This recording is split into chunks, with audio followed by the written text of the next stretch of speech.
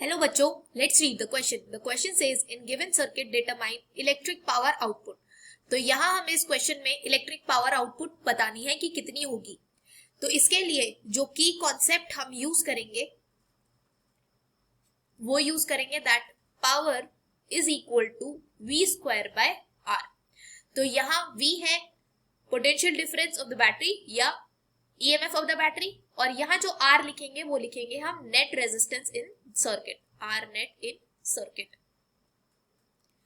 तो अगर हमें R नेट निकालना है सर्किट में तो हम देख सकते हैं जो ये 8 ओम 4 ओम और 8 ओम ये तीन लोग पैरेलल में लगे हैं। तो इनको पैरेलल में अगर हमें नेट रेजिस्टेंस निकालना है तो हम लिखते हैं R net is equal to 1/R1 plus 1/R2 plus 1/R3। तो हम लिख सकते हैं 1/R net is equal to 1/8 plus 1/4 plus 1/8। तो यहां से जो हमारी R नेट की वैल्यू आ जाएगी वो आ जाएगी 2 ओम। तो इन तीनों का जो नेट रेजिस्टेंस आएगा या इक्विवेलेंट रेजिस्टेंस आएगा वो आएगा 2 ओम, और ये इस इंटरनल रेजिस्टेंस के साथ सीरीज में लगा है।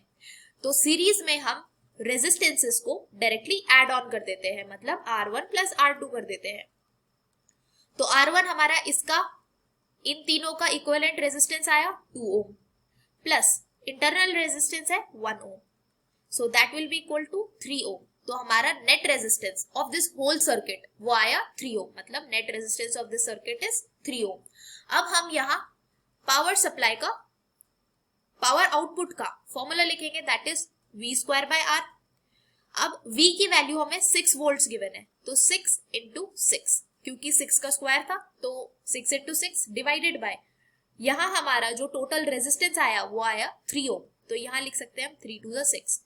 तो पावर आउटपुट जो हमारी आ गई वो आ गई 12 वॉट्स।